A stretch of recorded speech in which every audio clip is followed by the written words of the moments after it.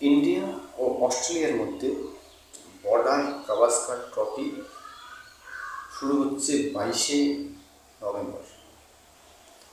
আর অস্ট্রেলিয়ার মাটিতে পার্থ স্টেডিয়ামে এই ম্যাচটি অনুষ্ঠিত হবে। 60,000 দর্শকের ক্যাপাসিটি এই স্টেডিয়ামে। 60,000-এর ঊর্ধ্বে এখানে দর্শক বসার একটা জায়গা স্থান রয়েছে। ইন্ডিয়ার প্লেয়াররা অলরেডি অস্ট্রেলিয়া পৌঁছে গেছেন এবং ইন্ডিয়ান যে প্লেয়াররা অস্ট্রেলিয়া পৌঁছে গেছেন তাদের মধ্যে হচ্ছেন, এক নম্বর হচ্ছেন অভিমন্যুশ্বর, রোহিত শর্মা ক্যাপ্টেন, সর্ফরাজ খান, শুভমান গিল, বিরাট কোহলি, যশস্বী জয়সওয়াল, নীতিশ কুমার রেড্ডি, রবিচন্দ্রন অশ্বিন, রবীন্দ্র জাদেজা, ওয়াশিংটন সুন্দর, ধ্রুব জুয়েল, ঋষভ পান্ত, কার্তিক, হর্ষিত রানা, জসপ্রীত বুমরা, খলিল আহমেদ, মোহাম্মদ সিরাজ, প্রসিদ্ধ কৃষ্ণা এবং নবদীপ সিং। এটা ইন্ডিয়ার প্লেয়ারদের লিস্ট। এদের মধ্যে 11 জনকে বেছে বেছে খেলানো হবে।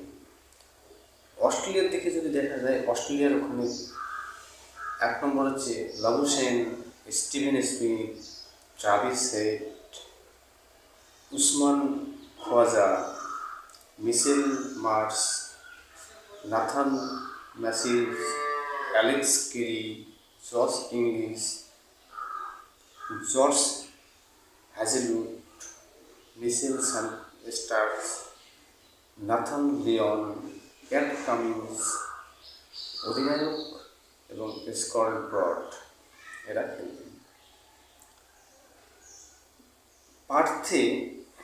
পার্থ স্টেডিয়ামে অস্ট্রেলিয়া কিন্তু কোনো টেস্টও হারেনি, মানে পরাজিত হয়নি।